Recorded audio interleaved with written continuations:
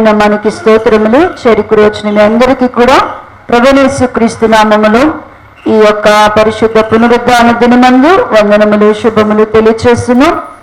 మరి దేవుని తన మహాకృపను బట్టి జూలై మాసమంతయు తన దయగలిగిన రెక్కల్లో మనల్ని కాచి కాపాడి మరి ఆగస్టు మాసం అనేటువంటి దయా కిరీటాన్ని మనకు ధరింపచేస్తున్నారు. మరి ఈ మాసమంతా కూడా ప్రభు సన్నిధిలో ఆయన కృపలో సాగిపోవడానికి దేవుని యొక్క వాక్యమని విని దానికి విధేయులమై ఆ ప్రకారంగా జీవించడానికి పరిశుద్ధాత్ముడు మనతో మాట్లాడినట్లుగా దేవుని యొక్క వాక్య భాగాన్ని ధ్యానం చేసుకున్నాం.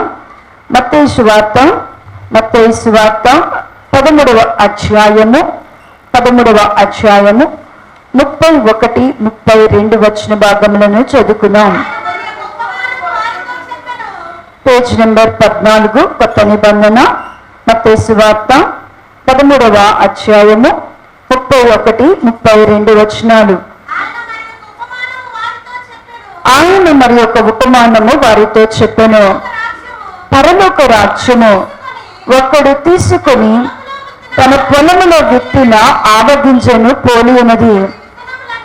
అది విత్తనములన్నిటిలో చిన్నదే కాని పెరిగినప్పుడు కూర మొక్కలన్నిటిలో పెద్దదే, ఆకాశ పక్షులు వచ్చి దాని కొమ్మల యందు నివసించినంత చెట్టగును. చాలండి, ప్రార్థించేద్దాం. స్తోత్రము స్తోత్రము స్తోత్రము నాయనా, ప్రేమ నమ్మకమైన తండ్రి, పరిశుద్ధుడా, శివాధిపతి, అద్వితీయ దేవ, కృపా సత్య సంపూర్ణుడా, నీ కొందనాలు స్తోత్రములు చెల్లిస్తున్నాము నాయనా. యెరూషలేము ప్రార్థన మందిరమునందు ప్రభువా నీ స్వరత్వమిచ్చి సంపాదించిన సంఘముగా నాయనా నేను ఆరాధించి సేవించుట కొరకు నీ రక్తము చేత విమోచింపబడిన ప్రజలముగా సమకూర్చబడిన వారమై ఉండగా ప్రభువా నీ ఆత్మను మా మధ్య సంచకరువుగా మీరుంచండి. అయ్యా వాక్యమైన దేవా నీ సంఘముతో మీరు మాట్లాడండి ప్రభువా. మానవుని స్వరమును మానవుని జ్ఞానమును నజరుడగు యేసు నామములో కొట్టివేస్తున్నాను. పరిశుద్ధాత్మ ద్వారానైనా అల్పలమైన మా నోట నీ మాట నుంచి సంఘమునకు అవసరమైన జీవాహారము మీరు దయచేయండి. వినివారు మట్టుకయ్యండి, మమ్మల్ని మేము మోసపరచువారము కాకనైనా వినిన వాక్యము మా హృదయంలో ముద్రగా వేయబడాలా. నీ మాటలను ప్రభువా మేము నాయనా ఎల్లప్పుడూ జ్ఞాపకం చేసుకునేవారుగా ఉండాలా. నీ మాటలు మాకు దొరకగా దాన్ని భుజించాలా. నీ మాటలు మాకు దొరకగా వాటిని భద్రపరుచుకోవాలా. నీవు మాతో మాట్లాడుచుండగా ఆసక్తి కలిగి వినాల ప్రభువా.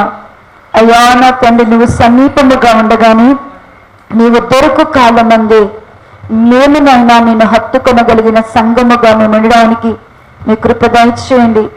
ఇంకను ఎందరి హృదయములు కఠినపరచబడి అయ్యా ఎందరి యొక్క మనస్సు వాతవేయబడి మనస్సాక్షికి వాతవేయబడి ఎందరి మనోనేత్రములు వెలిగింపబడకనైనా గుడ్డివారుగా నీ సన్నిధిలో తవుడులాడుతున్నారు ప్రభువా. నీ వాక్యపు వెలుగు వారి హృదయముల్లో ప్రకాశించినట్లుగా సత్య స్వరూపి అయినటువంటి క్రీస్తు స్వారూప్యమైనటువంటి నీ సువార్త ప్రకాశమునైనా వారి హృదయములలో ప్రకాశించినైనా నీ మహిమని గూర్చిన జ్ఞానము నీ బిడలకు కలుగునట్లుగా నీ సంఘముతో మీరు మాట్లాడండి ప్రభువా. నిలబడిన మేము వట్టివారమైనా మాట్లాడేటకు యోగ్యులమని ఎంచటలేదు కానీ ప్రభువా నీ కృపాసనం ఎదుట మమ్మల్ని నేను సాగిలపరుచుకొనొచ్చు. నీ పరిశుద్ధాత్మ అధ్యక్షతకు నైనా నీ పరలోకపు స్వరానికి నైనా పైనుండి వచ్చే సంగతులను చెప్పడానికి ప్రభువా మా నోటిని మా పెదవులను నీ ఆత్మ అగ్నితో కాల్చి ప్రభువా మీరే మాట్లాడి సంగమునకునైనా నీ రాజ్యమునకు హక్కుదారులగునట్లుగా నీ ఆత్మ చేత ముద్రించి పరలోక రాజ్య మర్మములను ఎరుగుట కొరకు మాకు బోధించమని యేసు నామములో అడిగి ప్రార్థించి పొంది ఉన్నాము తండ్రి, ఆమేన్. మరి ఒకసారి అందరికీ వందనాలండి. దేవుని యొక్క మహాకృపను బట్టి మరి పరలోక రాజ్యము యొక్క మర్మములను గురించి ధ్యానించడానికి సంఘానికి దేవుడు కృపనిచ్చారు. మనం ఎన్ని కొరకు పిలువబడి ఉన్నామంటే దేవుని రాజ్యములో ప్రభుత్వం ఉండడానికి మనం ఆయన రక్తము చేత కొనబడి ఉన్నాం. మనం మారు మనసు పొందింది అందుకని, ఆయన రక్తం చేత కొనబడింది అందుకని, బాప్టిజం పొందింది అందుకని ఎందుకంటే భూమి మీద మన జీవిత కాలము కొంచెమే, ప్రభుత్వం మనం ఉండబోయే కాలము మరి 1000 ఏళ్ళు. మరి 1000 ఏళ్ళు ప్రభుత్వం మనం ఉండాలి అంటే ప్రభువు ఇచ్చినటువంటి రక్షణను నిర్లక్ష్యం చేయకుండా, ప్రభువు ఎందుకు మనకు రక్షణ ఇచ్చాడో, ఎందుకు నువ్వు బాప్టిజం తీసుకున్నావు అంటే ఆయన రాజ్యంలోనికి నువ్వు వెళ్ళడానికి బాప్టిజం తీసుకున్నావు. ఆ రాజ్యంలోనికి నువ్వు వెళ్ళాలి అంటే కేవలం నువ్వు బాప్టిజం తీసుకొని ప్రభు బలంలోనికి వచ్చినంత మాత్రమున మనము దేవుని రాజ్యంలోనికి వెళ్ళము. కానీ దేవుని రాజ్యానికి వెళ్ళడానికి మనకి ఏది అవసరమో దానిని నేర్చుకొని అది చేసేవారముగా ఉండాలి. అందుకని ఈ 13వ అధ్యాయము, మత్తయి సువార్త 13వ అధ్యాయములో 7 ఉపమానాలను ప్రభువు చెప్పినారు. అవన్నీ కూడా దేనిని గురించి చెప్పాడు అంటే కనుక పరలోక రాజ్య మర్మములో చెప్పారు. పరలోక రాజ్యానికి ఒక వ్యక్తి చేరాలంటే ఎలా ఉండాలి అనే దాన్ని అన్నిటినీ కూడా ఆయన వద్దకు వచ్చినటువంటి ప్రజలు, యూదులైన వారు, పరిసయ్యులు, శాస్త్రులకు, శిష్యులకు అందరూ కలిపి ఉపమాన రీతిగా అన్ని కథల్లాగా చెప్పారు. అయితే కథల్లాగా చాలా మంది విని వెళ్ళిపోయి ఉన్నారు. కానీ శిష్యులను మాత్రము దేవుడు పిలిచి ఆ యొక్క ఉపమానంలో ఉన్నటువంటి భావాన్ని చెప్పాడు. ఆ ఉపమానాల్లో ఉన్న అసలు సంగతిని చెప్పి, మీరు వినుచున్నారు కాబట్టి మీరు ధన్యులు అని చెప్పి, మీరు ఆ ప్రకారంగా గనుక చేస్తే, నేను చెప్పినటువంటి మాట ప్రకారంగా మీరు చేస్తే పరలోక రాజ్యంలోనికి మీరు వెళ్తారు అని చెప్పారు. ఇప్పుడు పరలోక రాజ్య మర్మములలో, పరలోక రాజ్య సంగతులలో 2 ఉపమానాలను ధ్యానం చేస్తున్నాం. ఒకటి విత్తువాని యొక్క ఉపమానం జ్ఞాపకం చేసుకున్నాం. ఏంటి దేవుని యొక్క సంఘం యొక్క బాధ్యత? యేసు ప్రభు దగ్గరకు వచ్చిన వారి బాధ్యత ఏంటంటే వినినటువంటి వాక్యము మనలో క్రియగా మార్చబడకపోతే, వాక్యం వింటున్నావు, విన్న వాక్య ప్రకారంగా నువ్వు జీవించకుండా, నువ్వు విన్న వాక్యము నీలో 30 60 100 ఫలించకపోతే, అది కార్య సఫలత కాకపోతే నీవు నిష్ఫలుడు అయిపోతావు, దేవుని రాజ్యంలోనికి చేరలేవు. ఎవరిలో అయితే వాక్యము నెరవేర్చబడుతుందో వారు మాత్రమే పరలోక రాజ్యంలోనికి వెళ్తారు. 2వ ఉపమాన భాగములో దేవుడు గోధుమలను, గురుగులను గుచ్చిన ఉపమానం చెప్పారు. దేవుడు మనుషులందరినీ మంచివారుగానే పుట్టించారు, ఎవరిని చెడ్డవారుగా దేవుడు పుట్టించలేదు. కానీ అపవాది మంచివారినైనా మనలో యుక్తిగా ఏం చేస్తాడంటే, మనము మెలకువలేని సమయంలో, మనం అజాగ్రత్తగా ఉన్న సమయంలో, మనము దేవునికి సమీపముగా లేని సమయంలో మనలో వాడు గురుగులను వేసి తన సంబంధులుగా, తన కుమారులుగా మనల్ని ఏం చేస్తాడంటే మార్చేస్తాడు. దేవుని వద్దకు వస్తా కూడా మనము గోధుమలాగానే కనబడతాం. కానీ కోతకాలానికి వచ్చే తలకి సంఘములో 2గా విభజింపబడతారు.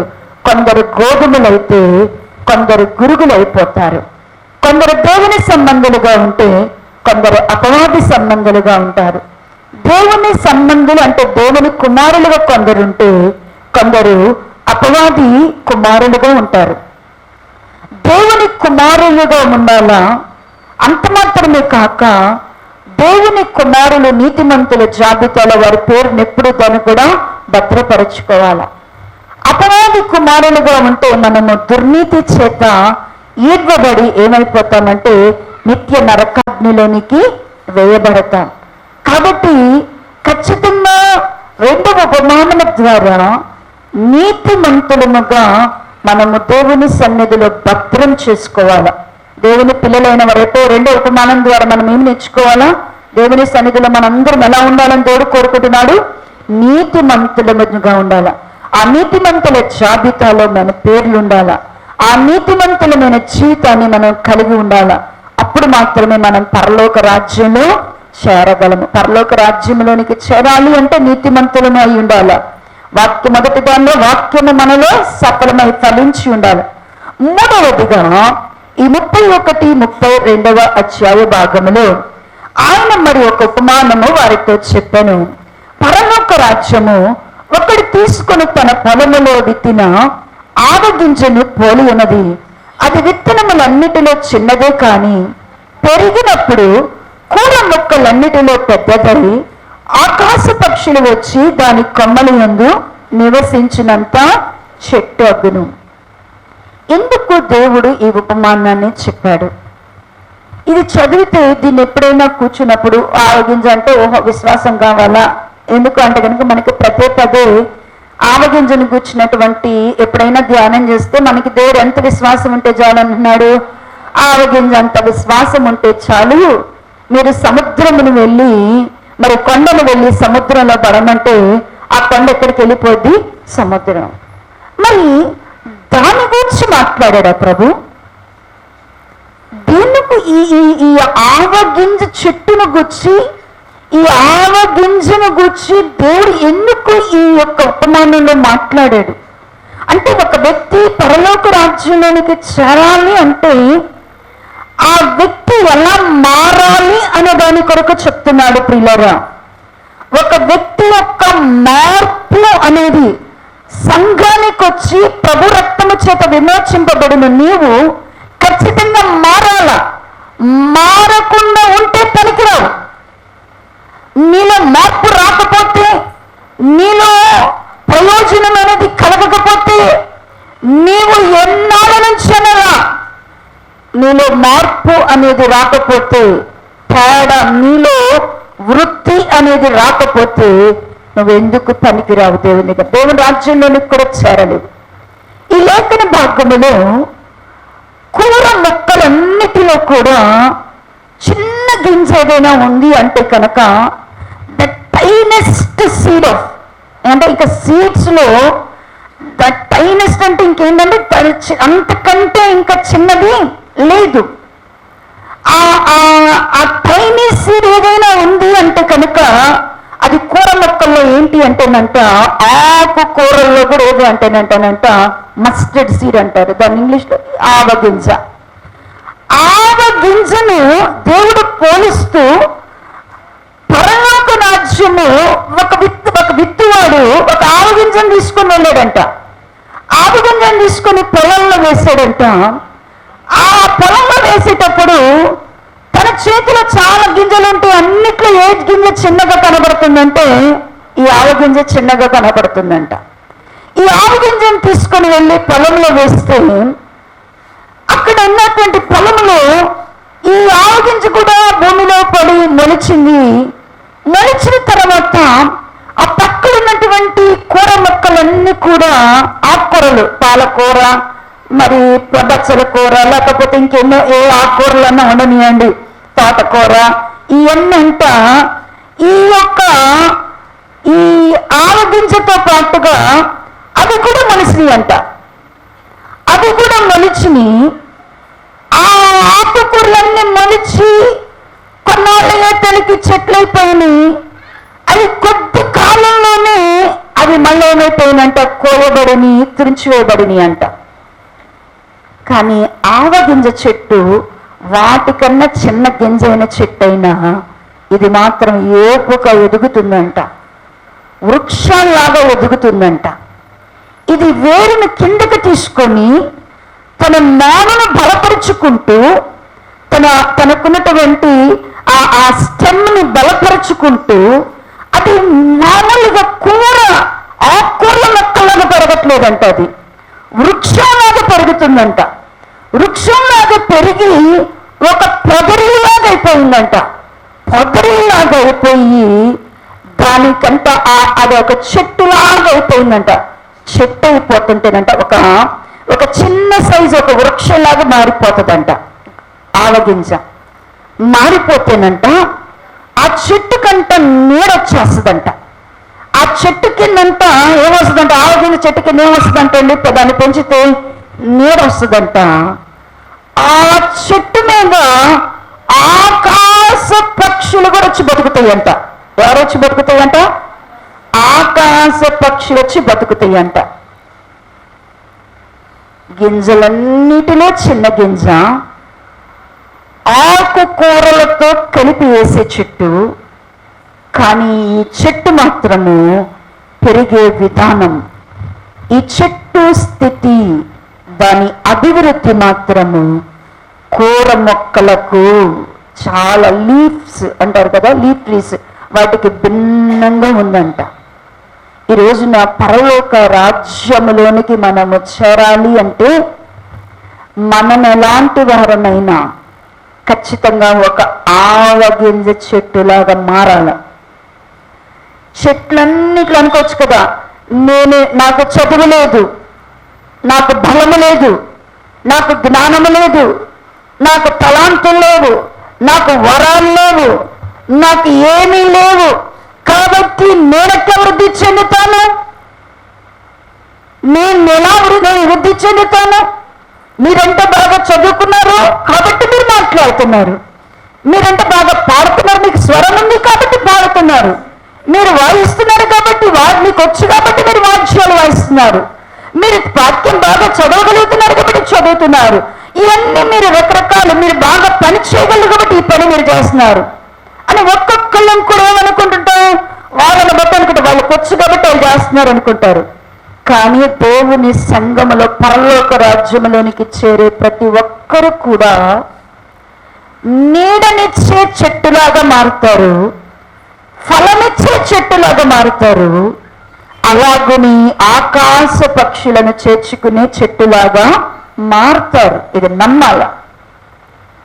అంటే మీకు అర్థం అవ్వడం కొరకు, ఇది నిజమా? ఇది ఇలాగ చెట్లతో దేవుడు మనల్ని పోలుస్తాడా? ఇలాగ ఎవరినైనా పోల్చారా చెట్టుతో? ఇలాగ ఆకాశ పక్షులు కూడా ఒక చెట్టు మీదకి వచ్చి వాళ్తాయనని ఏమన్నా దేవుడు రాశాడా?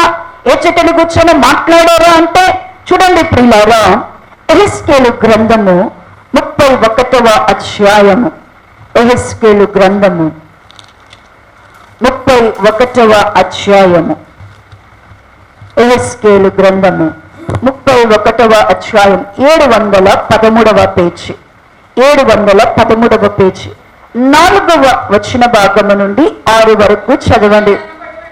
తీసారమ్మ, అందరు తీయాల.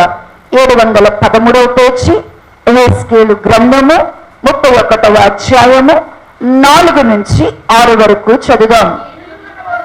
నీళ్ళుండట వలన అది మిక్కిలి గొప్పదాయను, లోతైన నది ఆధారమైనందున అది మిక్కిలి ఎత్తుగా పెరిగెను. అది ఎండు చోటున ఆ నది కాలువలు పారుచు పొలములోను చెట్లన్నిటికీ ప్రవహించెను. కాబట్టి అది ఎదిగి పొలములోని చెట్లన్నిటికంటే ఎత్తుగలదాయను. దాని శాఖలు బహు విస్తారములైన, నీరు సమృద్ధిగా ఉండిన దాని చిగుళ్ళు పెద్ద కొమ్మలైను. ఆకాశ పక్షులని దాని శాఖలలో గుళ్ళు కట్టుకొనెను. భూజంతువులన్నీ దాని కొమ్మల క్రింద పిల్లలను పెట్టెను.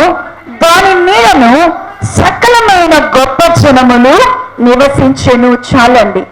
ఇక్కడ దేవుడు ఫరో రాజును గురించి ఉపమానంగా చెప్తూ ఉన్నాడు. ఏంటి ఉపమానంగా చెప్తున్నాడంటే, ఒక రాజును గురించి చెప్తున్నాడు, ఒక దేశాన్ని గురించి చెప్తున్నాడు. పొలములో చెట్లలో ఒక చెట్టుగా ఐగుప్తు దేశాన్ని దేవుడు ఎంచాడంట.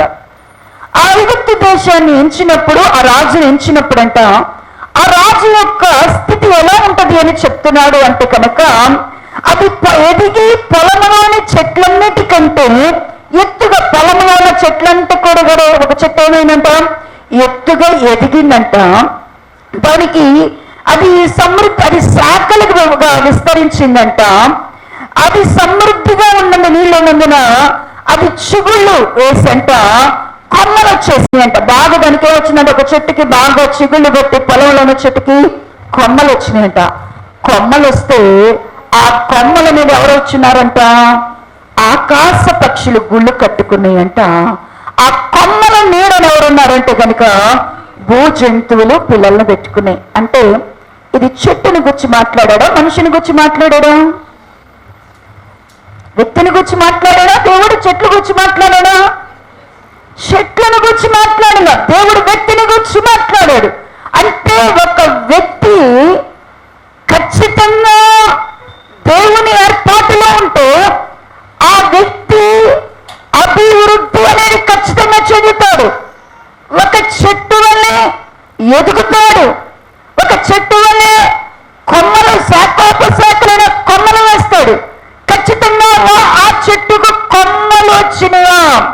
చిగుళ్ళొచ్చి కొమ్మలు వచ్చినాయా, దాని మీద ఏమొచ్చేస్తాయంట, ఆకాశ పక్షులు వస్తాయి, దాని కింద భూజంతువులు కూడా వచ్చి ఉంటాయి అంట. ఇంకొక వ్యక్తిని జ్ఞాపకం చేసుకుందాం. దానియేలు గ్రంథము 4వ అధ్యాయము. దానియేలు గ్రంథము 4వ అధ్యాయము, పేజ్ నంబర్ 735వ పేజీ. 735వ పేజీ. 735వ పేజీ 10 నుంచి 12 వచనాల వరకు చదువుదాం. 735వ పేజీ 4వ అధ్యాయము 10 నుంచి చదువుతున్నాం. నేను నా పడక మీద పరుండి ఉండగా నాకు ఈ దర్శనము కలిగెను. నేను చూడగా భూమి మధ్యను మిగులు ఎత్తుగల ఒక చెట్టు కనబడెను. ఆ చెట్టు వృద్ధి పొంది బ్రహ్మాండమైనదాయను. దాని పైకొమ్మలు ఆకాశమునంతనంత ఎత్తుగాను, దాని ఆకారము భూతలమంత విశాలముగా ఉండెను. దాని ఆకులు సొగసుగాను, దాని పండ్లు విస్తారముగా కనబడెను. అందులో సమస్త జీవకోట్లకు చాలినంత ఆహారం ఉండెను. దాని నీడను అడవి జంతువులు పండుకొనెను. దాని కొమ్మలలో ఆకాశ పక్షులు కూర్చుండెను. సకల మనుషులకు చాలినంత ఆహారము దానికి ఉండెను. చాలండి. ఈ చదవబడిన లేఖన భాగంలో నెబుకద్నెజరుకు ఒక దర్శనం వచ్చింది. ఆ దర్శనంలో ఆయనకు కళ, రాత్రిపూట ఒక కళ వచ్చింది. ఆ కళలో దేవుడు ఆయనకి ఏం చూపిస్తున్నాడు అంటేనంట, కళలో ఏమొచ్చిందంట, ఆకాశములో, ఆయన ఆకాశము క్రింద ఒక చెట్టు ఉందంట. ఆ చెట్టు అంట ఆకాశం అంత ఎత్తుగా ఉందంట, విశాలంగా ఉందంట.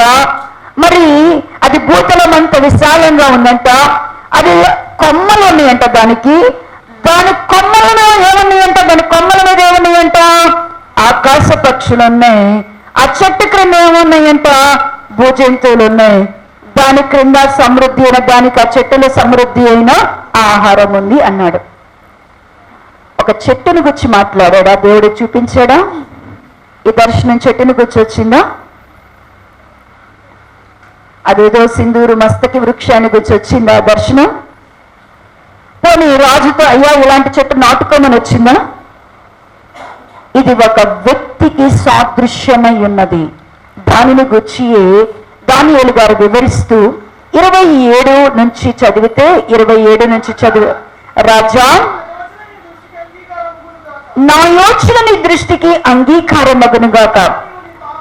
ఒకవేళ నీవు పాపములు మాని నీతి న్యాయములను అనుసరించి నువ్వు బాధ పెట్టు వారి యందు కరుణ చూపినడులా నీకున్న క్షేమము. అదొద్దు, ముందు అంతలో ఒక్క నిమిషం. 20వ వచనం, క్షమించండి. తాము చూచిన చెట్టు వృద్ధి నుండి బ్రహ్మాండమైనను, దాని పైకొమ్మలు ఆకాశమునంత ఎత్తుగాను, దాని ఆకారము భూతలమంత విశాలముండును. దాని ఆకులు సొగసుగాను, దాని పండ్లు విస్తారముగా కనబడును. అందులో సమస్త జీవకోట్లకు చాలంత ఆహారం ఉండను. దాని నీడను అడవి జంతువులు పండుకొనును. దాని కొమ్మలలో ఆకాశ పక్షులు కూర్చుని కదా. రాజా, ఆ చెట్టు నిన్ను సూచించుచున్నది. నీవు వృద్ధి పొంది మహాబలము గలవాడివైతివి. నీ ప్రభావము వృద్ధి నుండి ఆకాశమంతా ఎత్తైనను, నీ ప్రభుత్వము లోకమంతా వ్యాపించినది. చలండి. ఈ చెట్టు ఎవరిని అంటున్నారు? ఒక చెట్టుని చూపి ఎవరిని సూచిస్తుంది అన్నారు? ఇక్కడ ఉన్న దానియేలు గారు ఆ చెట్టును కూర్చున్నటువంటి కళ భావం చెప్తున్నాడు. కళలో ఒక బ్రహ్మాండమైన చెట్టు ఉంది కదయ్యా. ఆ చెట్టుకి చాలా కొమ్మలు ఉన్నాయి. ఆ కొమ్మల మీద పక్షులు ఉన్నాయి. ఆ చెట్టు కింద నీరుంది.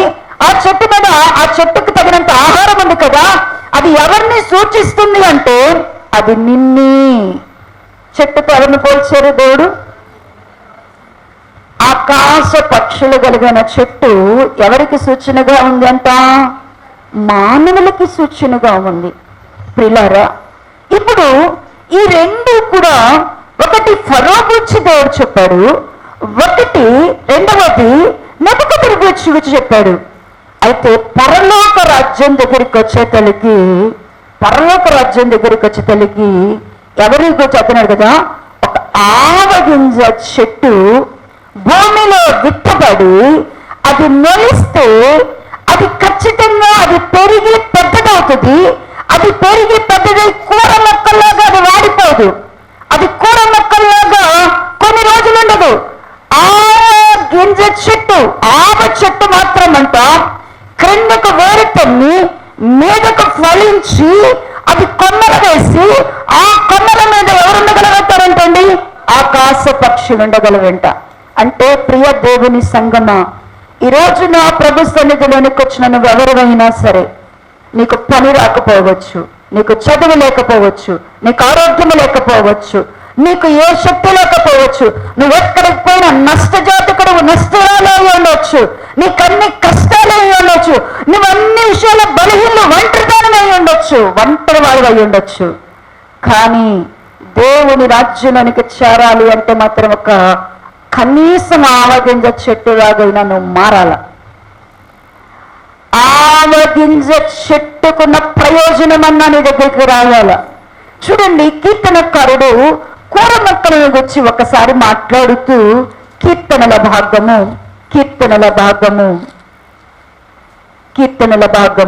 37వ అధ్యాయము 37వ అధ్యాయ భాగము, కీర్తనలు 37వ అధ్యాయము 471వ పేజీ 35వ వచ్చిన భాగము 36వ వచ్చిన చదివితే, భక్తిహీనుడు ఎంతో ప్రబలి ఉండుట నేను చూచింటిని, అది మొలచిన చోటని విస్తరించిన చెట్టు వలె వాడు వర్తిల్లుండును. అయినను ఒకడు దానిని పోయి చూడగా వాడు లేకపోయిను, నేను వెతికితిని గాని వాడు కనబడకపోవును అంటున్నాడు. చూడండి, ఇక్కడ ఒక చెట్టును గుచ్చి చెట్టుతో పోలుస్తూ భక్తిహీనులను గుచ్చి బయలుగా రాస్తున్నాడు. భక్తిహీనులు ఎట్లా ఉంటారంటేనంట, భక్తిహీనులు ఎంతో ప్రబలుడుగా ఉన్నట్టుంటాడంట, ఎంతో విస్తరించినట్టుగా కనబడతాడంట. కానీ వాడు మొలచిన చోటే ఉంటాడు. ఏదో 4 రోజులు అట్లా కనపడతాడు. ఆ తర్వాత వెళ్ళి చూస్తే, కొన్నాళ్ళ తర్వాత వెళ్ళి చూస్తే ఎట్టుంటారంటే గనక అక్కడ ఉండరు. మనలాంటి వాళ్ళం ఒక 10 రోజులు ఉజ్జీవంగా సంఘానికి వస్తారు. 10 రోజులు పాటలకి వచ్చేస్తారు, చప్పట్లు కొడతారు. 10 రోజులు వాక్యం జాగ్రత్తగా వింటారు. 10 వారాలు కరెక్ట్ గా వస్తారు, 2 నెలలు కరెక్ట్ గా వస్తారు. కానీ నీవు ఎదగకుండా, విస్తరింపకుండా, ఫలింపకుండా నీవు నిరుపయోగంగా ఉన్నావంటే భక్తిహీనుడువు. ఖచ్చితంగా నీతిమంతులైన బిడ్డలు, దేవుని పిల్లలైనటువంటి వారు ఎంత అల్పులైనా సరే, ఎందుకు పనికిరానైనా సరే వారు ప్రయోజకులుగా మారతారు. ఇది నువ్వు నమ్మాలా. ఎన్ని నిష్ప్రయోజకులు కూడా దేవుని సన్నిధిలో ప్రయోజకులుగా మారుతారు. ఎన్నిక లేని వారు కూడా ఎన్నికలుగా చేయబడతారు. ఎందుకు ఉపయోగపడని వారు కూడా ఉపయోగపడతారు. అదే దేవునిలో ఉన్నటువంటి బలం, అదే దేవుని రాజ్యానికి వారసులుగా ఉన్న ధైర్యం. దేవుని రాజ్యానికి వెళ్ళేవారు ఖచ్చితంగా తమ యొక్క అభివృద్ధిని, దేవుని రాజ్యంలోనికి వెళ్ళేవారు ఖచ్చితంగా తమ యొక్క అభివృద్ధిని అనేది తేటపరుచుకుంటారు. ఇక్కడ కూర మొక్కలన్నిటిలో కూడా ఆవగింజ చెట్టు చాలా చిన్నమైనది. కానీ అది మాత్రం ఏమైందంట, పెరిగి పెద్దదై మరి కొమ్మలు వచ్చి దానికి ఏమేసిందంట, మరి అన్ని దాని పని చేస్తుంది. ఒక పక్క ఏం చేస్తుంది, ఫలం ఇస్తుంది, దాని పని చేస్తుంది. అంతేకాదు ఆకాశ పక్షులకు కూడా ఏం చేస్తుందంట, అది నివాస స్థలాన్ని ఇస్తుందంట. ప్రియులారా, ఈ రోజున నువ్వు అట్టే ఆశీర్వాదకరంగా ఉన్నావా? నువ్వు ఆశీర్వాదకరంగా ఉన్నావా అంటే ఖచ్చితంగా దేవుని బిడలు ఒక చెట్టు వలె, ఒక ఆవగింజ చెట్టు వలె ఖచ్చితంగా మారాల. ఒక చెట్టు వలె నువ్వు ఎదగాల. ఆ చెట్టు వలె నువ్వు కొమ్మలు వేయాల. ఆ చెట్టు వలె నువ్వు ఫలించాల. ఆ చెట్టు మీద ఆకాశ పక్షులు వ్రాలినంతగా, ఆకాశ పక్షులు, పక్షుల్ని ఎవరితో పోల్చారు? పక్షులు అంటే ఎవరు? పక్షులు అంటే ఎవరు? అన్య జనులు దేవుని వద్దకు రావాలంటే చూడండి, హోషియా గ్రంథము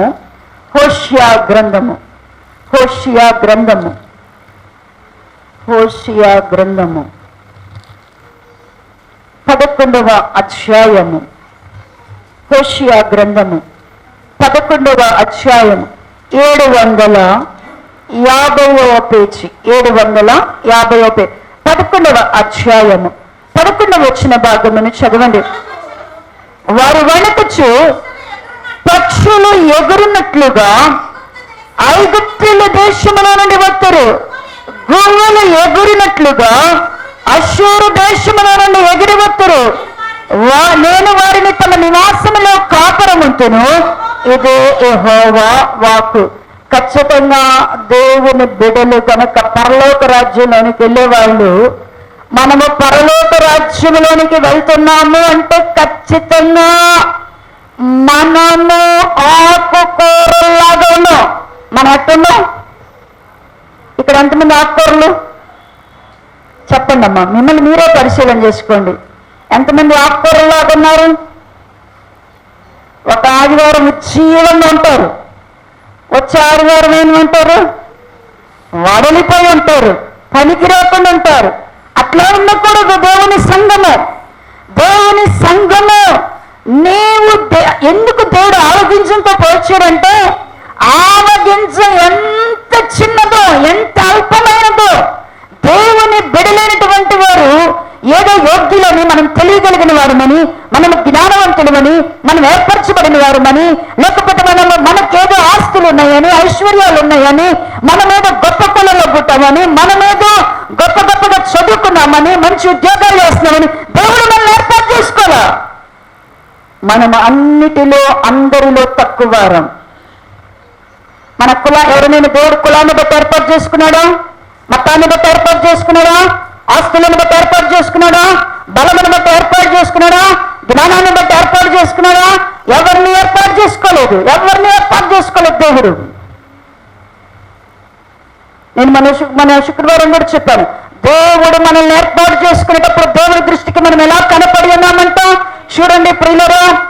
కొరింథీయులకు రాసిన మొదటి పత్రిక 1వ అధ్యాయ భాగము, కొరింథీయులకు రాసిన మొదటి పత్రిక 1వ అధ్యాయ భాగము 26వ వచన భాగము నుండి చదివితే తీసారమ్మా. 146వ పేజీ, 146వ పేజీ 26వ వచన భాగము నుండి 30వ వచనం వరకు చదువుదాం. సహోదరులారా, మిమ్మల్ని పిలిచిన పిలుపు చూడండి. మీరు లోకరీతిని జ్ఞానులైనను, గనులైనను, గొప్ప వంశము వారైనను అనేకులు పిలువబడలేదు. కానీ ఏ శరీరము దేవుని ఎదుట అతిశయింపకొనినట్లు జ్ఞానమును సిగ్గుపరచుటకు లోకములో నుండి వెరివారిని దేవుడు ఏర్పరచుకొని ఉన్నాడు. బలవంతులైన వారిని సిగ్గుపరచుటకు లోకములో బలహీనమైన వారిని దేవుడు ఏర్పరచుకొని ఉన్నాడు. ఎన్నికైన వారిని వ్యర్థము చేయుటకు లోకములో నీచులైన వారిని, తృణీకరింపబడిన వారిని, ఎన్నిక లేని వారిని దేవుడు ఏర్పరచుకొని ఉన్నాడు. అయితే ఆయన మూలముగా మీరు క్రీస్తు యేసునందున్నారు. చూడండి, దేవుడు ఎవరిని ఏర్పాటు చేసుకున్నారంట? దేవుడు ఎన్నిక లేని మనలను, బలహీనమైన మనలను, తృణీకరింపబడిన మనలను, నీచమైన మనలను, గర్విష్ఠులమైన మనలను, ఎందుకు పనికిరావు ఏ ఒక్కరినైనా మీ ఇంట్లో కానీ, లేకపోతే మీ బంధువుల్లో కానీ, మీ చుట్టాల్లో కానీ ఎవరైనా అబ్బా నువ్వు దోషం అని ఎవరు నమ్మంటారు? ఇక్కడ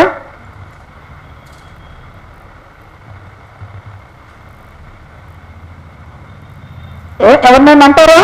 ఎవరైనా దోషం అనిపించుకున్న వాళ్ళు ఉన్నారా? అబ్బా నీ అంత జ్ఞానవంతురాలమ్మా ఇంట్లో ఒక్కళ్ళు లేరంటారా? ఏమంటారు? ఇప్పుడు మన అమ్మా నువ్వు మాట్లాడబాకమ్మా, నీకు అసలు ఏం తెలియదమ్మా, నీ వల్లే మేము ఇట్ట అయిపోయామమ్మా అంటారు. అంతేనా? మాట్లాడడానికి పనికిరాం. కొన్ని ఏర్పాట్లు ఏమైనా బలవంతులుగా మనల్ని చూడగానే దావీదు గారికి ముందంట, సమూయేలు వద్దకంట దేవుని యొక్క మరి యెషయా మొదటి కుమారుడు వచ్చినప్పుడు, ఎలియాబు వచ్చినప్పుడు అంటే చూడగానే అనిపించిందంట, అబ్బా 6 అడుగుల జానుమోహుడు, ఇతడు గదా ఇజ్రాయేల్ మీద రాజుగా ఉండాల్సింది. ఈ హైట్ ఉండాలి కదా, చెప్పాలంటే వాక్యం చెప్పాలంటే ఎంత ఉండాలో అంత హైట్ ఉండాలి కదా, అంత కలర్ ఉండాలి కదా, అంత వాక్ ఉండాలి కదా. ఇలా మనం ఎంచుతాం. కానీ దేవుడు ఏం చేయలే, ఏమి చూడాల. ఈ చూసే దేవుడు కాదు. లేకపోతే మన మీద జ్ఞానంగా కనీసం దేవుని మందిరంలో పని చేయాలంటే పిహెచ్డి అన్న చదవాలి కదా అంటే ఎవరంటారు? కనీసం పిహెచ్డి అన్న చదవాలంటే ఎవరు వస్తాం? దేవుడు ఏర్పాటు చేసుకోవాలి అంటే కనీసం పుట్టిన దగ్గర నుంచి ఇప్పుడు దాకా పాపం చేయని వాళ్ళు ఉండాలా, ఒక అబద్ధమానాలు కావాలా, ఒక మోసం చేయని వాళ్ళు కావాలా, ఒక వ్యభిచారం చేయని వాళ్ళు కావాలా. వ్యభిచారులు అసలు మందిరానికి రాకూడదు, దేవుని మాట్లాడకూడదు, జాగ్రత్తం చేసేవాళ్ళు అసలు రక్షణ పొందకూడదు.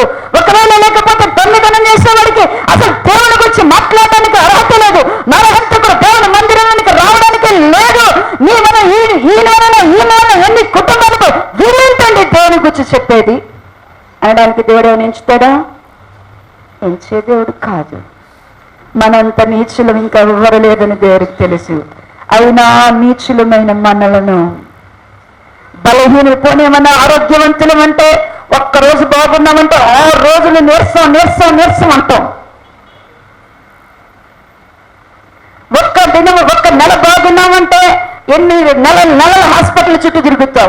ఇంత బలహీనమైనటువంటి మనలను, ఎన్నికలేని మనలను, తృణీకరించబడిన మనలను, ఏర్పాటు లేని మనలను మనం పెద్ద కులాలు పుట్టామా, పెద్ద జాతిలో మనం ఏదో ఇజ్రాయేల్ మనం పుట్టామా పోవడానికి, ఏర్పాటు చేసుకోవడానికి? అబ్బా అసలు ఏమి లేదు. దూరస్తులు, మీరు అసలు చాలా దూరంగా ఉండాలంటాడు దేవుడు. దేవుని విషయంలో అన్యజన్మలో మనం ఎవరమంటండి? దూరస్తులము. అయినా దేవుడు మనలను ఏర్పాటు చేసుకున్నాడు. మనల్ని ఎందుకు పనికిరాని వారమైనా మనలను దేవుడు ఏర్పాటు చేసుకున్నాడు. కాబట్టి దేవుడు ఏర్పాటు చేసుకున్న ప్రతి ఒక్కరు కూడా ఆవగింజ చెట్టు వలె మారాల్సింది. నువ్వు వేరుపారి మీదకు ఫలించాలా, నువ్వు వేరుపారాలా, మీదకి ఎదగాల, నువ్వు కొమ్మను వేయాలా, నువ్వు ఫలించాలా. నీ చెట్టు మీద ఎవరు వలాలా? ఆకాశ పక్షులకు గూడుగా మార్చబడాలా. అలా నువ్వు మార్చబడాలంటే నువ్వేం చేయాలా? ఒక వ్యక్తి, ఒక గోధుమ, ఒక చెట్టు, ఒక ఈ యొక్క ఆవగింజ చెట్టు ఇంత ఎదగడానికి కారణం ఏంటంటే, ఒక చెట్టు ఎదగాలి అంటే, ఒక వ్యక్తి ఆశీర్వదింపబడాలంటే ఏం చేయాలా? చూడండి, యెషయా గ్రంథము 28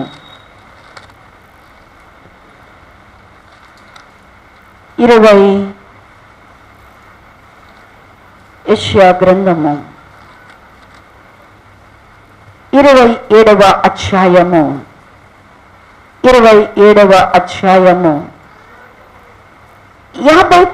589 అండి 6వ వచన భాగమును చదవండి.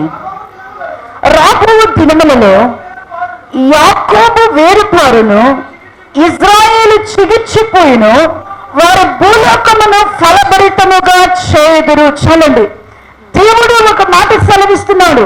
రాబో దినాలలో దేవుని పిల్లలు దేవుని రాజ్యానికి వెళ్ళేవారు ఎలా ఉంటారు అంటేనంట, ఇలాగ జరిగిన దేవుడు చెప్తున్నాడు. యాకోబు ఏం చేయాలంట? వేరు పారాల. యాకోబు ఏం చేయాలంట? వేరు పారాలంట. వేరు పారి ఇజ్రాయేల్ ఏమవుతుందంట? వేరు పారితేనే ఏమవుతుందంట? ఇజ్రాయేల్ వేరు పారితేనే ఏమవుతుందంట? చిగురించిదంట. ప్రియ దేవుని బిడ్డలారా, నువ్వెవ్వరైనా సరే, నీకు చదువు మొద్దులైనా సరే, మా పిల్లలంత మొద్దులు లేరు అనుకుంటారేమో, ఎంత మొద్దులైనా సరే ఇదే సీక్రెట్ గుర్తుపెట్టుకోండి. ఒక వ్యక్తి ఆశీర్వదింపబడాలి అంటే, ఒక వ్యక్తి నీడలో కొందరు ఎగిరి పక్షుల వలె ఎగిరొచ్చి నీడ నివసించాలంటే, నువ్వు ఒక ఆశ్రయపురముగా, ఒక ఆశ్రయ స్థానముగా మారాలి అంటే నువ్వు వేరు పారాలా. నువ్వు వేరు పారాలి అంటే ఏం చేయాలా? ఒక వ్యక్తి వేరు పారాలంటే ఏం చేయాలా? ఇర్మియా గ్రంథము 17వ అధ్యాయము ఇర్మియా గ్రంథము 642వ పేజీ, 642వ పేజీ, 17వ అధ్యాయము 7వ వచన భాగమును చదవండి. యెహోవాను నమ్ముకుని వాడు ధన్యుడు, యెహోవానికి ఆశ్రయముగా ఉండును. వాడు జలముల యొద్ద నాటబడిన చెట్టుగానే ఉండును. అది కాలువల ఓరను, దాని వేలుకొనును. వెట్ట కలిగిన దానికి భయపడదు. దాని ఆకుపచ్చగా ఉండును. వర్షలేని సంవత్సరమున చింతనందదు, కాపు మానదు. ఒక చెట్టు వృద్ధిలోనికి రావాలి అంటే ఆ యొక్క చెట్టు ఎక్కడ నాటబడాలంట?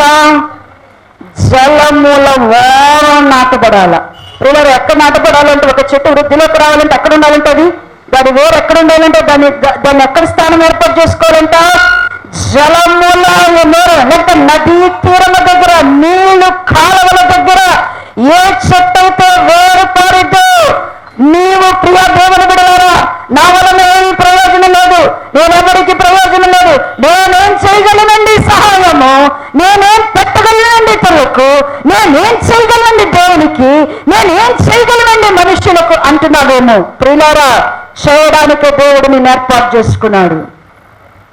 పనికిరాని నిన్ను, ఎందుకు ప్రయోజకురాలు కానటువంటి ప్రయోజకుడు కాని నిన్ను ఖచ్చితంగా ఒక దినమున పరలోక రాజ్యానికి వచ్చారానంటే నేను ప్రయోజకుడిగా చేసే నిన్ను ఆశీర్వదించి ఆ ఆశీర్వాదానికి సూచనగా నిలబెట్టే దేవుడు తీసుకొని వెళ్తాడు. అలా మారాలి అంటే ఆ చెట్టు ఖచ్చితంగా క్రిందకు వేరు తనాలి. ఖచ్చితంగా ఏం చేయాలంటే క్రిందకి ఏం చేయాలంట? వేరు పారాల. ఆ వేరు ఎక్కడ పారాలి అంట? ఎక్కడ నది ఉంటుందో, ఎక్కడ జలములు ఉంటాయో. ఒక చెట్టు ఎక్కడ వేరు పారిందంట? చెట్టుకి చింతలేని చెట్టుకి కాపమానని చెట్టు ఎక్కడుందంట? చింతలేని చెట్టు, భయము లేని చెట్టు, కాపమానని చెట్టు ఎక్కడుందంట? నీటి ఓరణ ఉంది, నీటి కాలువల ఓరణ ఉంది. అంటే ప్రియులారా, నీవు నేను కూడా మనము చెట్టు వలె వేరు పారి ఎదగాలి అంటే ఖచ్చితంగా నీవు ఇక్కడ ఒక మాట చెప్తున్నాడు. 7వ వచనం అంటున్నాడు కదా, యెహోవాను నమ్ముకున్న నరుడు ధన్యుడు. దేవుని నమ్ముకున్న నరుడు ఏమంటాడండి? ధన్యుడు. దేవుని బిడ్డలు ఎవరిని నమ్ముకోవడం నేర్చుకోవాలా? ఎవరిని నమ్ముకోవడం నేర్చుకోవాలా? ఎవరి హృదయం అయితే దేవుని మీద ఆనుకుంటుందో, ఎవరైతే దేవుణ్ణి నమ్ముకుంటారో, కీర్తనల భాగములు అంటున్నాడు కదా, చూడండి, ఎవరిని నమ్ముకోవద్దని చెప్తున్నారు. కీర్తనల గ్రంథము 146వ కీర్తన 3వ వచన భాగము నుండి చదవండి. అందరు తీసారమ్మా? 528వ పేజీ. రాజుల చేతనైనను నరుల చేతనైనను రక్షణ కలగదు. వారిని నమ్ముకొనుకుడి, వారి ప్రాణము వెడలిపోను, వారి మంటి పాలగదురు, వారి సంకల్పము నాడే నశించును.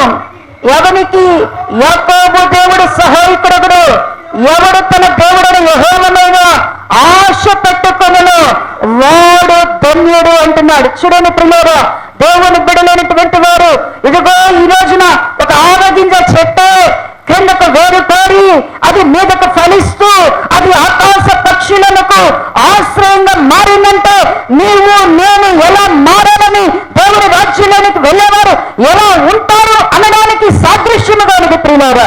అంటే ప్రియులారా, మనం మారాలి అంటే ఎప్పుడు కూడా దేవుని నమ్ముకునే బిడ్డలు నరులను మనుషులను నమ్ముకోకూడదు. నీ నమ్మిక ఎవరి మీద ఉంది? కొందరు ధనమును నమ్ముకుంటారు, కొందరు ఆరోగ్యాన్ని నమ్ముకుంటారు, కొందరు జ్ఞానాన్ని నమ్ముకుంటారు, కొందరు ఐశ్వర్యాన్ని నమ్ముకుంటారు, కొందరు మనుషులు నమ్ముకుంటారు, కొందరు రాజులు నమ్ముకుంటారు, కొందరు అధికారులు నమ్ముకుంటారు. వీళ్ళని నమ్ముకున్న వారు ఎవరు కూడా ఫలించే నీడిచ్చే చెట్టులాగా మాత్రం మారరు, ఫలించే చెట్టులాగా మారరు. ఆకాశ పక్షులను అన్యులు కూడా వచ్చి నీ నీళ్ళలోకి వస్తారు. ఎందుకు? ఎవరు నిన్ను బట్టి అమ్మ మేము మందిరానికి వస్తామని అంటలా, మేము మందిరానికి నీతో పాటు మేము మందిరానికి వస్తామని ఎందుకు అంటున్నా? మిమ్మల్ని బట్టి మీరు పిలవగా ఎవరు మందిరానికి ఎందుకు రావటం లేదు? అంటే మీరు సేవించుచున్న దేవుడు జీవం కలిగిన దేవుడు కాదా? దానియేలు ఒక్కడు సింహపు గోడలో ఉన్నప్పుడు జీవం కలిగిన దేవుడిని సేవించుచున్న దానియేలు, నీ దేవుడు నిన్ను రక్షించలే అన్నప్పుడు ఏం చెప్పాడు? నా దేవుడు నన్ను రక్షించాడంటే దానియేలు ఒక్కని విశ్వాసము, దానియేలు యొక్క సమర్పణ, దానియేలు యొక్క పరిశుద్ధత, దానియేలు ఒక్కడే బబులోను రాజ్యమంతట దేవుని ఎదుట మహోన్నతుడకు దేవుని ఎదుట సాగిలపరచబడినప్పుడు నువ్వెందుకు ఒక్క వ్యక్తి నిన్ను బట్టి దేవుడి మందిరానికి, ఒక్క వ్యక్తి యేసు ప్రభువుని నేరానికి రాలేకపోతున్నారు? కారణం ఏంటో తెలుసా? నువ్వెక్కడెక్కడ ఆకుకూరలాగా పైపైన భక్తి, పైపైన చెట్టులాగా ఆకుకూరలాగట పెరుగుతున్నావు. ఆదివారం బాగా నీళ్లు పెట్టినట్టుగా బాగున్నావు, సోమవారానికి వచ్చి తనకి మళ్ళీ ఏమైపోతున్నావు? వాడిపోతున్నావు. మళ్ళీ శనివారం ఇతితే ఆదివారం మొలుస్తున్నావు. ఇదేనా నీ భక్తి? వ్యవసాయకుడు ఎంతకాలం పని చేయాలా? నిన్ను పుట్టించిన దేవుడు నీ కోసం ఎంతకాలం ఎదురు చూడాలా? ఇదిగో నువ్వు ఫలిస్తావని, నువ్వు వ్యాపిస్తావని, నువ్వు ఎదుగుతావని, నువ్వు ఆశీర్వాదకరంగా మారుతావని, నువ్వు నీడనిచ్చే చెట్టుగా, ఇదిగో నువ్వు ఫలమిచ్చే చెట్టుగా, నువ్వు ఆహారం ఇచ్చే చెట్టుగా, నువ్వు ఆశ్రయం ఇచ్చే చెట్టుగా మారడమే పరలోకం రాజ్యములోనికి చేరే ప్రతి ఒక్కరు వాళ్ళు ఒక్కరు వెళ్ళరు. పరలోక రాజ్యంలోనికి వెళ్ళే వాళ్ళు ఎప్పుడు ఒక్కలుగా వెళ్ళరు. మినిమం 10 మంది నన్ను వెంట పెట్టుకొని వెళ్తారు. మరి నీ వంట ఒక్కళ్ళని రాగలరా? నీకు ధైర్యం ఉందా నీ కుటుంబాన్ని నేను తీసుకెళ్ళగలనని? మినిమం పరలోక రాజ్యానికి వెళ్ళే వాళ్ళు 10 ఒక్కళ్ళు, వాళ్ళు ఒక్కళ్ళ రక్షణ 10 మందినన్నా తీసుకెళ్తుంది వాళ్ళతో పాటు. ఎందుకు అంటే వాళ్ళు ఫలిస్తారు, ఖచ్చితంగా వాళ్ళు ఎదుగుతారు దేవుని కొరకు. దేవుని ఏర్పాట్లో వారు వృత్తి నందుతారు. ఆ చెట్టు అంట వృత్తి నందడానికి ఆ చెట్టు దేవుడినే నమ్ముకుంటుంది. ఆ చెట్టుకి దేవుడే ఆశ్రయం, ఆ చెట్టుకి దేవుడే కాపరి, ఆ చెట్టుకి దేవుడే పోషకుడు, ఆ చెట్టుకి దేవుడే సహాయము, ఆ చెట్టుకి దేవుడే ఈవి. అది దేవుణ్ణి నమ్ముకుంటుంది. ఈరోజు నా దేవుని పిల్లలు ఎంతమంది రికమెండేషన్ల కోసం వెళ్తుంటారు? ఎంతమంది మనుషులు మాట్లాడాలి, వాళ్ళు చెప్పాలా, వీళ్ళు చెప్పాలా, వాళ్ళు ఏమండి మా గురించి ఒక మంచి మాట చెప్పండి, మా గురించి మాట్లాడండి, ఇదిగోండి డబ్బులు ఇచ్చి ఇది చెయ్యండి, ఈ పని చేయండి, ఈ పని చేయండి. ఎందుకు నమ్ముకోవాలా దేవుని నమ్ముకున్న బిడలు? ఎందుకు నరులను ఎందుకు నమ్ముకోవాలా? రాజులను ఎందుకు నమ్ముకోవాలా దేవుని నమ్ముకున్న బిడలు? వాళ్ళ మనకు ఆశ్రయస్థానాలు, వారు మనకు ఆశ్రయపురాలు. ఎందుకు దేవుని బిడలకు సహాయం దొరకటలేదంటే వారి కన్నులు దేవుని వైపు ఉన్నాయి, కానీ వారి చేతులు మాత్రం మనుషులు తట్టున్నాయి. ఈరోజు నీకు ఉద్యోగం రావట్లేదా?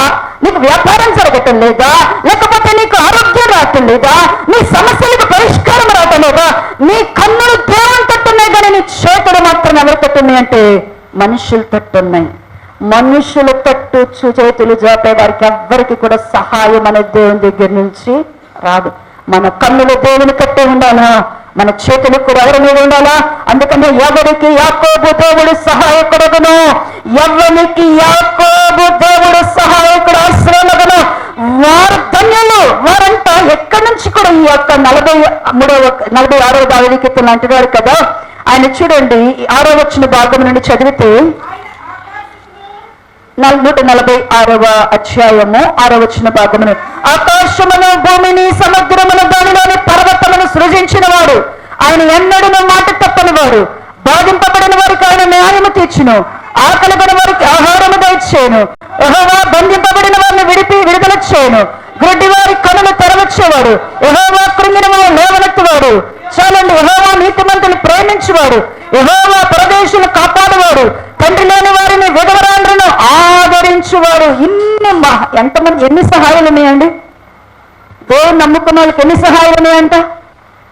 ఏదో ఒకటి చేసి పంపించేస్తే దేవుడా అంటున్నాడు కదా. దేవుడు అన్నాడు బాధపడే వారికి ఏం చేస్తాడంట? దేవుడు న్యాయం తీరుస్తాడంటండి. బాధపడే వారికి దేవుడు ఏం చేస్తాడంట?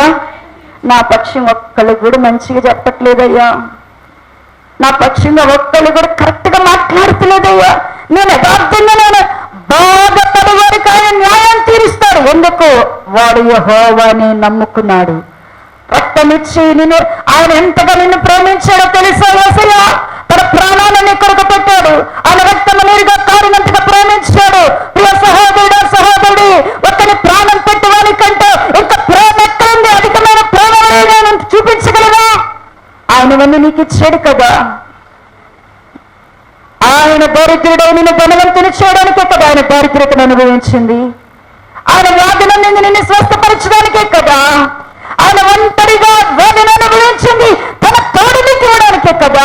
ఇన్ని రీతిలుగా ప్రభు నీకు ప్రేమను చూపితే ఈరోజు ప్రభు మీద మన మనసు ఉండటల్లా, ప్రభువుని మనం నమ్ముకోవట్లా ఎంత కాడికి ఎవరిని చూస్తున్నాం? యేసు ప్రభు వారు స్వస్థ అని చెప్పినా కూడా ఎవరికి నమ్మకం ఉండదు. డాక్టర్లు తగ్గిపోయిందంటే నమ్ముతాం. యేసు ప్రభు వారు స్వస్థత అంటే ఎవరు నమ్మం. ఎవరు నాకు చెప్తే నమ్ముతాం? డాక్టర్ గారు తగ్గిపోయిందమ్మంటే మాత్రం వచ్చి సాక్ష్యం చేద్దాం. మేము వాళ్ళ డాక్టర్ దగ్గరికి వెళ్ళామండి, డాక్టర్ గారు నాకు ఏమీ లేదన్నారు. ఎవరి మీద నమ్మకం ఉంది మనకి? ఎవరిని నమ్ముతున్నాం మనం? ఎవరిని ఆశ్రయిస్తున్నాం? నీ బాధలో నీకు న్యాయం తీర్చగలిగిన దేవుడు ఆయన ఉన్నాడని నువ్వు వ్యాజ్యమాడవా? ఒక శిష్యుడు భార్య ఉన్నారు. వారిద్దరు భార్యాభర్తలు, ఇద్దరు కుటుంబంగా ఉన్నారు. ఇద్దరు భార్యాభర్తలు, ఇద్దరు కొడుకులు ఉన్నారు. మరి ఎందువలన వారు అప్పులు పాలయ్యారో తెలియదు కానీ భయంకరమైన అప్పులతో వారు సతమతం అవుతున్నారు. ఆ అప్పులకు తాళలేక భర్త చనిపోతే భార్య అంట ఆ పిల్లలిద్దరినీ ఆ అప్పు ఇచ్చిన వారు మేము వాళ్ళని బానిసలుగా మా ఇంట వాడుకుంటాం, నువ్వు వెళ్ళిపోమని చెప్పారంట. ఆ విధవరాలంట ఆ ఇంటికి ఈ ఇంటికి వెళ్ళి సహాయం చేయమని అడగల. నాకు అప్పు ఇవ్వండి మళ్ళీ మా పిల్లలు వచ్చి తీరుస్తారని చెప్పలా, బదులివ్వని అడగల. ఆమె డైరెక్ట్ గా నా భర్త ఎవరి దగ్గర శిష్యరికం చేశాడో, నా భర్త ఎవరిని నమ్ముకున్నాడో, మా పొరపాటు ఏదైనా సరే నేనెక్కడికి వెళ్ళాలి అనుకుందంటే ఆ విధవరాలంట డైరెక్ట్ గా పోయి ఎలీషా గారి ముందు నిలబడిందంట. అయ్యా, నీ శిష్యుడు నా భర్త నా పరిస్థితి నీకు తెలుసు. నేను అప్పులు పాలైపోయి నా పిల్లలిద్దరిని కూడా వడ్డీ వారు వచ్చి తీసుకొని వెళ్ళి బానిసలుగా చేసుకున్నారు. ఇప్పుడు నా దగ్గర ఏమీ లేదు, నా సమస్యకు పరిష్కారం కావాలి అన్నంట. నా సమస్యకు పరిష్కారం నీ దగ్గరే ఉంది, నువ్వే చెప్పాలా? ఆమె ఎవ్వరికి దోవ చూపించయ్యా, మేము కూడా వచ్చి ఇల్లంతా వదిలేసి వచ్చి ఉన్నవి అమ్మేసి అక్కడ తీర్చేసి నీ మందిరంలో ఉంటామయ్యా అన్నలా. నా సమస్యకి నువ్వే పరిష్కారం చెప్పాలా అన్నప్పుడు నీ దగ్గర ఏముందమ్మా అన్నాడంట. నా దగ్గర కొండ ఉందయ్యా. కొండలో ఏముంది? ఏదో కొంచెం అంత నూనె ఉంటుందయ్యా, ఇంకా ఏమీ లేవు మా దగ్గర. సరే, మీ ఇంట్లో ఎన్ని కొండలు ఉన్నాయి? ఒక 5-6 కొండలు ఉంటాయేమోనయ్యా. సరే, నీకు సాధ్యమైతే వెళ్ళి నీ ఇరుగు పొరుగు దగ్గర నుంచి ఖాళీ కుండలు తెచ్చి నీ ఇంట్లో పెట్టుకో. ఖాళీ కుండలన్నీ తెచ్చి నీ ఇంట్లో పెట్టుకొని నీ కుండలో ఉన్న నూనెను ఆ కుండల్లోకి పోయమన్నాడంట. అలా కుండలో నీళ్లు ఆ నూనెను పోస్తూనే కొంది. ఉన్న కుండలో ఉన్న నూనె కొంచెమే, కానీ అది పోస్తున్న కొన్ని ఖాళీ కుండలన్నీ ఏమైపోతున్నాయంట? నింపబడిపోతున్నాయి అంట. కొడుకుల్ని పంపించిందంట, ఇంకెవరు నీళ్ళలో ఖాళీ కొండలు ఉన్నాయో తీసుకురండి అంటే, మా ఊరంతా చూసిన కొండలు ఏమి లేవు. అప్పుడంట ఇక లేవు అన్న మాట వినగానే నూనె ఆగిపోయిందంట. అప్పుడు మళ్ళా అంట నూనెను చూసుకున్నాం, సంబరపడి మర్చిపోలేదు, భర్త దగ్గరికి వెళ్ళింది పరిగెత్తుకుంటా. అయ్యా, నా కుండల్లో నిండిపోయింది నూనె, ఇప్పుడు నేనేం చేయాలా? ఆ నూనె నేనేం చేయాలా? నువ్వే చెప్పాలా? అమ్మి అప్పులు తీర్చుకొని దేవుని కొరకు మళ్ళా అప్పు చేయబాకండి. అప్పులు తీర్చుకొని ఏం చేయకూడదు? అప్పు చేయబాకండి. మీ పిల్లలతో నువ్వు జాగ్రత్తగా దేవుని కొరకు బ్రతుకు అని చెప్పి పంపించాడు. పిల్లరా, ఈ రోజున సమస్యను తీర్చగలిగిన దేవుని దగ్గర అడిగేవారు ఎవరున్నారు? ఇలాగా ఎవరు మీ ఖాళీ స్థితిని దేవుని దగ్గరికి తీసుకురాగలిగిన వారుగా ఉన్నారు. ఇక్కడ అన్నాడు, బాధపడే వారికి న్యాయం తీర్చువాడు, ఆకలి కొనే వారికి ఆహారం పెట్టేవాడు, గుంటలో పడితే లేవనెత్తాడు అన్నాడు. నువ్వు విధవరాలా, నేను నిన్ను పోషి ఆదరిస్తానన్నాడు. తండ్రిలోని పిల్లలున్నారా, నేను ఆదరిస్తానంటున్నాడు దేవుడు. పరదేశులా, నేను మిమ్మల్ని కాపాడుతానంటున్నాడు. ఇన్ని వాగ్దానాలు దేవుడు నీకు ఇస్తే నువ్వు ఎంతగా ప్రభుని ఆశ్రయించావు. మనం ఎందుకు చెట్టులాగా లేము అంటే, ఎందుకు ఈ చెట్టులాగా లేము? ఫిలిప్పు యేసుప్రభు అని తెలుసుకున్నాడు. యేసుప్రభు అని తెలుసుకోగానే యేసుప్రభు అని గుచ్చి విన్నాడు, ఆయన చూశాడు, ఆయన రుచి చూశాడు. నతానియేలు పరిచయం అయ్యాడు. నతానియేలు పరిచయం అవ్వగానే, నతానియేలు ఎక్కడికి వెళ్తున్నావు అంటే, నేను మెస్సయ్యను కనుగొన్నాను అన్నాడంట. అంటే అవునా అన్నాడంట. అంటే అప్పుడు అంటున్నాడు కదా, మెస్సయ్య నేను గుర్తుపెట్టాను, కానీ నువ్వు వచ్చి చూడాలా. ఆయన మెస్సయ్యని నువ్వు తెలుసుకోవాలంటే ఏం చేయాలా? నువ్వు ఆయన దగ్గరికి రావాలా. నువ్వు ఆయన దగ్గరికి వస్తే ఆయన నీకు చెప్తాడు. ఆయన దగ్గరికి వస్తే ఆయన మెస్సయ్య కాదా, ఆయన లోక రక్షకుడు కాదా, ఆయన సహాయకుడు కాదా, ఆయన విమోచకుడు కాదా, ఆయన నిన్ను పునాది మీద నిన్ను వేరు పారడం నేర్పిస్తాడు. ఈ రోజు నా దేవుని పిల్లలు కూర మొక్కల్లాగా, భక్తిహీనులాగా ఉన్న చోట కొన్నాళ్ళు బాగా మండుతున్నారు, తర్వాత కట్టెల్లాగా బొగ్గుల్లాగా తీసి పక్కనేస్తున్నారు. ఎందుకు? కారణం ఎందుకు అంటే, నీ హృదయంలో ప్రభుని ఆశ్రయించటంలా, నీ హృదయము ప్రభుని నమ్ముకోవటంలో. నువ్వు వేరే పోరాలి అంటే నీ నమ్మిక తప్పిపోకుండా ప్రార్థన చేసుకోరా. అయ్యో, నీ మీద నా నమ్మిక తప్పిపోకుండా నాకు సహాయం చేయి, నిన్ను ఆధారం చేసుకుంటా. ఇంతకు మనం చదివినటువంటి వచ్చిన భాగంలో చూడండి ప్రియులారా, ఇది చెప్పి ఇంతటితో ఆపేస్తాను. ఇది యెషయా గ్రంథము 31వ అధ్యాయము. ఏస్కేలు గ్రంథమమ్మా, ఏస్కేలు గ్రంథము 31వ అధ్యాయము, 31వ అధ్యాయము 5వ వచ్చిన భాగము. కాబట్టి అది ఎదిగి పొలంలోని చెట్లన్నిటికంటే ఎత్తుగలదాయను, దాని శాఖలు బహువిస్తారములైనను, నీరు సమృద్ధిగా ఉన్నందున దాని చిగుళ్ళు పెద్ద కొమ్మలాయను. అది పెద్ద కొమ్మలవడానికి కారణం ఏంటంటే అండి, దానికి అది ఎంత పెద్ద కొమ్మలవడానికి కారణం అంటే ఏంటంటే, అక్కడ ఏముందంట? నీరు సమృద్ధిగా ఉంది. నీరు సమృద్ధిగా ఉన్నందున. నీరుతో దేన్ని పోల్చాడు? నీరుతో దేన్ని పోల్చాడు? ఇక్కడ చెట్టు ఇర్మియా గారు అంటున్నాడు కదా, అది నీటి ఓరన నాటబడింది అంటే ముందు చెప్తున్నాడు. యెహోవాను నమ్ముకున్న నరుడు ధన్యుడు. ఎవరినైతే ప్రభువునే నమ్ముకుంటామో, ఎవరి మనసు ప్రభు మీదే ఆధారపడి ఉంటుందో, ఇక్కడ ఈ చెట్టు గురించి మాట్లాడుతూ 31వ అధ్యాయ భాగములో అంటాడు కదా, 4వ వచ్చిన భాగంలో కూడా చూడండి. నీళ్ళుండటం వలన అది మిక్కిలి గొప్పదైన లోతైన నది ఆధారమైనందున. దానికి ఆధారం ఏముందంట? ఆ చెట్టు దేన్ని ఆధారంగా చేసుకుంది? లోతైన నది. ఆ నది ఏంటి? ఆ నది ఎవరు? ఎవరు ఆ నది? యేసు ప్రభు వారే. ఎవరైతే యేసు ప్రభు వారిని నమ్ముకున్నారో, ఎవరైతే యేసుక్రీస్తు ప్రభు వారిని ఆశ్రయంగా చేసుకుంటారో, ఎవరైతే యేసుక్రీస్తు ప్రభు వారిని ఆధారంగా, జ్ఞాపకం చేసుకోండి, మనము ఆయనను ఆధారంగా చేసుకోవాలా. ఆయనకు మనకు ఆధారము మనము కాదు, మనము కాదు. చాలా మందికి ఆధారం అంటే అర్థం, ఆధారం అంటే అర్థం ఏంటండి? ఆధారం అంటే అర్థం ఏంటి? నేను ఇంగ్లీష్లో సపోర్ట్ అని చెప్తా. అంటే సపోర్ట్ అంటే ఏంది? ఇప్పుడు నేను అసలు నడవలేను, ఇప్పుడు నాకు ఎవరు కావాలా? నాకు ఎవరు అవ్వకలు నన్ను ఆనుకునే వాళ్ళు కావాలా. ఇప్పుడు చాలా మందికి ఆ గోడ ఆధారం. ఇప్పుడు చాలా మందికి అదే ఆధారం. ఏంటి? ఇవన్నీ ఆధారాలు. ఇప్పుడు ఏం చేస్తున్నారు? మీ నడుములో ఇక్కడ కూర్చోవాలంటే బాస్పెట్లు వేసుకొని, ఇప్పుడు కూర్చోవాలంటే ఏం కావాలా? నడుంకి ఆధారాన్ని చూసుకుంటున్నారు. నీ జీవితానికి ఆధారాన్ని చూసుకోవటంలా, నీ ఆశీర్వాదానికి ఆధారాన్ని చూసుకోవటంలా, కుటుంబాలకు ఎవరెవరన్నా ఆధారాన్ని చేసుకున్నారు. అమ్మ నువ్వు ఉంటే చాలమ్మ, నేను బాగుంటా, మా అమ్మ కావాలి. మీ అమ్మ కాదు ఆధారం, నీకు యేసు ప్రభు కావాలా. నీ కొడుకు కాదు నీ కాదు. రేపు నా కొడుకేనండి, నాకు ఒక కొడుకు లేదు, నా అబ్బాయిలు అమ్మాయిలు అల్లుళ్ళు ఏం చేస్తారండి? అల్లులుగా చూసేది, కూతుళ్ళుగా చూసేది, కొడుకులుగా చూసేది, కోడలుగా చూసేది. ఎవరు చూడాలా? నేను ఎవరు చూడాలనుకోవాలా?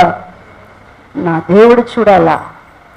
యెహోవాయే నీకు ఆధారం కావాలా, ఆయనను ఆధారంగా చేసుకోగలిగితే నువ్వు నువ్వు నువ్వు మస్టర్డ్ అంటే ఆవ గింజ లాంటి దానివైనా సరే, నువ్వు ఆ గింజల్లో అన్ని గింజల్లో చిన్న గింజ ఏదంట ఆవ గింజ, కానీ అది ఎదిగినప్పుడు ఏమవుతుందంట ఒక వృక్షానికి ఉన్నంత ఆశీర్వాదం, ఒక వృక్షానికి కలిగిన బ్రహ్మాండమైన వృక్షానికి కలిగిన ఆశీర్వాదం ఒక ఆవ చెట్టు కలిగి ఉంటే, ప్రియ సంగమా, ఎన్నాళ్ళ నుంచి ప్రభు దగ్గరికి వస్తున్నావు, నువ్వెందుకు ఇలా ఆకుకూరల్లాగా వడలిపోయే భక్తిని చేస్తున్నావు?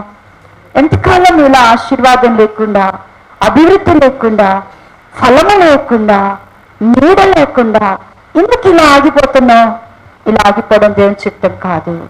మనం పరలోక రాజ్యానికి చేరాము అంటే, మనం పరలోక రాజ్యానికి వెళ్తున్నామంటే ఒక ఆవగింజ చెట్టు మాదిరిగా మనము కూడా వృద్ధిలోనికి వస్తాం. అటు కృపాదేవుడు సంఘానికి దయచేయును గాక.